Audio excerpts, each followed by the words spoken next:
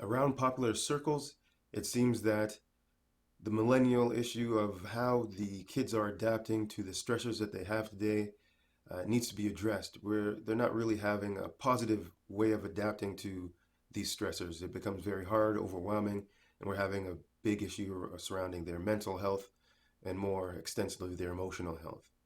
Why is it? What can we learn from this? Can we just say that they're incapable? Not really.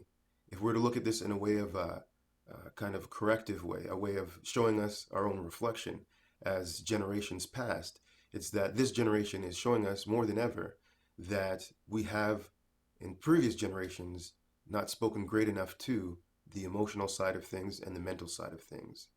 And because of this, we've created a generation that suffers from these two things that we've always swept under the carpet. And even more so, we're not adequately able to address this in a way that brings them back to life, that brings them back to being whole, being one, being contributing members of their society, their school, and their community. And this is part because we have not learned the lessons that they're showing us to learn. We're not doing a great job at acknowledging our own emotional and mental issues.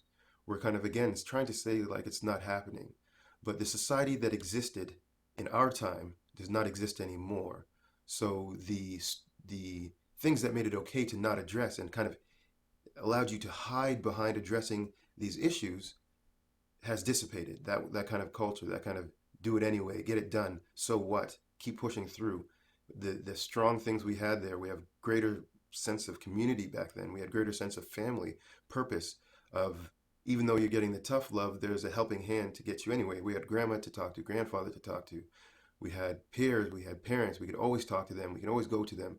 But now that things are being distorted in the ways of those strong moral connections that grounded us to be strong again, and these kids don't have that. We need to do better to address this thing, and to do it, we're going to have to think that they are the correction to us. Learn these lessons so we can better the people that are now in power and have the capability of correcting this thing and have the assets and the influence enough to make these things whole or at least move closer to that way so that we can have a greater functioning of our younger generations. It is really for us to make their what they're feeling a voice of reason of an understanding and in thus correcting a lot of the issues that we're having.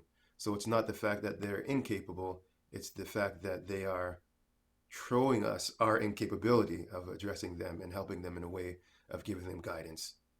And this is a big issue, and I think this is the only way that we're going to correct it and make it a lot better for future generations.